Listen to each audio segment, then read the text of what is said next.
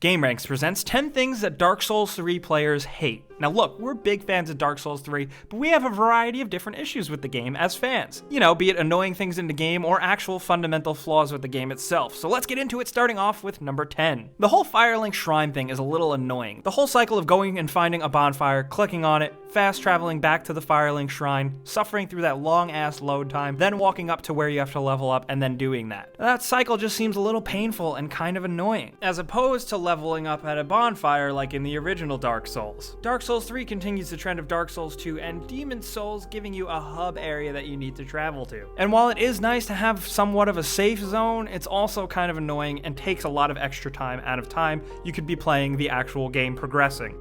And at number 9, speaking of bonfires, you know, a lot of players feel like there are too many bonfires in Dark Souls 3. Think about how many bonfires there are just in the earlier moments of the game. You start out, 1 minute later, there's a bonfire. 3 minutes after that, there's a boss, and then after you beat that boss, there's another bonfire. Then even a little later on, when you're sent to the undead village, you get a bonfire immediately when you land, and then you walk down and walk past the gate, and you get another bonfire. Why are there so many bonfires? It's a weird thing to complain about because, you know, technically it makes the game a little bit easier since there's a few more places to relax, but ultimately this is a Dark Souls game. We want finding that next bonfire to be an arduous and difficult journey, so give us less. And at number 8, something that some players really hate that I've seen is just the whole idea of invasions. Now, ultimately, I do think this is newer players that are kind of new to the series that hopped on with Bloodborne or Dark Souls 3, but people just seem to not take kindly to invasions on different forums. If you see, it seems like people are even going as far as calling them griefers. And look, we all have our troubles with PvP in Dark Souls, from how it's set up to how it just happens at the worst time and it's difficult and annoying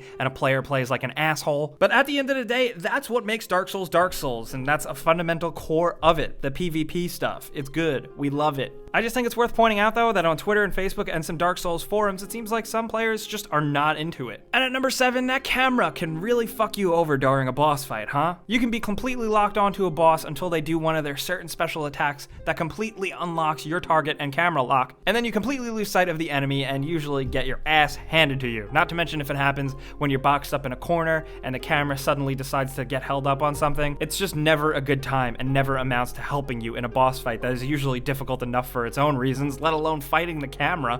And at number 6, Dark Souls 3 is missing some things from the other games, but the most significant one is the lack of power stance. Traditional power stance is gone. Now look, a lot of us aren't the biggest fans of Dark Souls 2, but at least it did the power stance stuff right. For those of you that don't know, power stance is the ability to use both equipped weapons at the same time. It's activated when the player tries to two-hand his left-handed weapon. New moves and combinations are then possible. In order to actually get it, you have to have 1.5 times the required amount of strength and dexterity listed on the weapons. If you meet those requirements and the weapons are compatible with one another and you get the power stance and you're an absolute badass, and it's almost a completely different playstyle and build. Dark Souls 3 doesn't quite have that. While it does have some improvements on using 2 weapons, traditional power stance is not in, and that's unfortunate. And at number 5, let's talk about those fucking jailers. You know, that spooky enemy type with the brand and the lantern that are usually in the Irithyll dungeon? These guys are a pain in the ass. Not only are they difficult to kill, like a lot of Dark Souls enemies, the fact that they can completely permanently drain your maximum HP for a temporary amount of time just is awful. It's awful to deal with. Once they raise that lantern and it turns red, your max HP will start to drop, and it won't recover for at least 20 seconds, so you can be fundamentally fucked in one of these fights if you're not quick enough. These guys are rough and really annoying and frustrating. I know all enemies in the game are tough and frustrating, but goddammit, that max HP drain is unforgivable. And at number 4, let's talk about the area that is hated the most, it seems. Firelink Swamp in general is just a nightmare. A lot of it is because of the enemies. You know, those jumpy goat killer things, the Grue and the Elder Grue. The Grue in general, all different types, are just awful and difficult and frustrating enemies, especially the one type that doesn't have any weapons and decides to just kind of jump on your face and just rip it off and or have sex with it.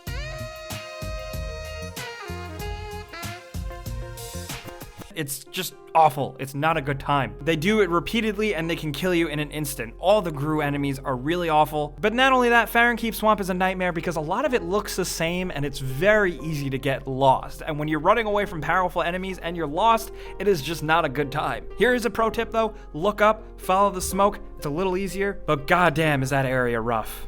And at number 3, let's talk about the game's PvP stuff. Most notably, the game kind of needs an online active zone highlight on the map like Dark Souls 2. Not only that, but something worth noting is that if you're in the middle of attacking an enemy while being summoned, that enemy will have full health when you return, but any magic or consumables or anything you use to attack them will still be missing from your inventory. So they get a fresh respawn and you don't, and that sucks. But the thing that really bothers us the most is just those people who don't duel right. If you don't do PvP right, figure it out or get out. You know, if you're loading into a fight club or something like that, try and follow the general rules of a fight club. No Estus, bow, be respectful, play the game right. A lot of assholes won't do that though. They'll save one Estus to bust down at the end and screw you over. Or you'll show up somewhere where you think you're gonna be in a cool fight, only to be sneak attacked by someone with a bow and arrow behind you. Also, not to mention, I've seen this a lot, but blue phantoms kind of have a tendency to sit and do nothing when summoned in. If you're in that covenant and you summon in and then I draw all the aggro from the enemies and kill everything and do all the work while you just sit on your ass, don't do that, stop.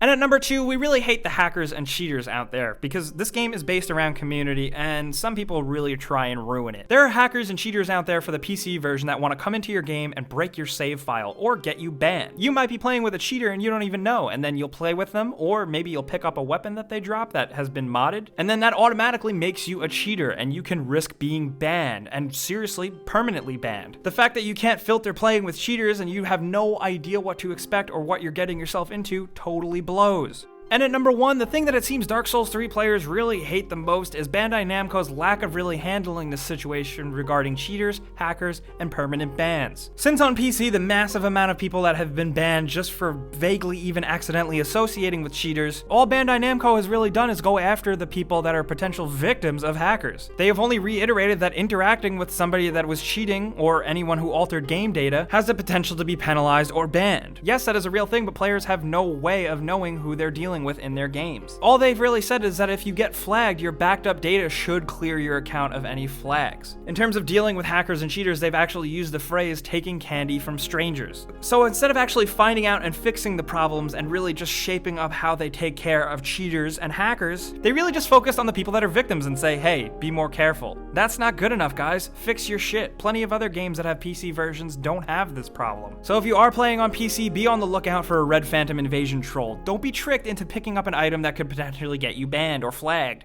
So guys, those are 10 things that fans definitely hate about Dark Souls 3. The game is great, but it has its problems and its issues and its annoyances. And we know you guys probably have some grievances as well. So let us know in the comments any problems you have with Dark Souls 3. We'll be down in the comments looking to hear from you guys, because honestly, I can talk Dark Souls all day. You guys know the deal though. If you enjoyed this video, clicking the like button really helps us out. And if this is your first time here, subscribing is a great idea because we put out videos like this every single day. But as always, thanks for watching, and we'll see you guys next time.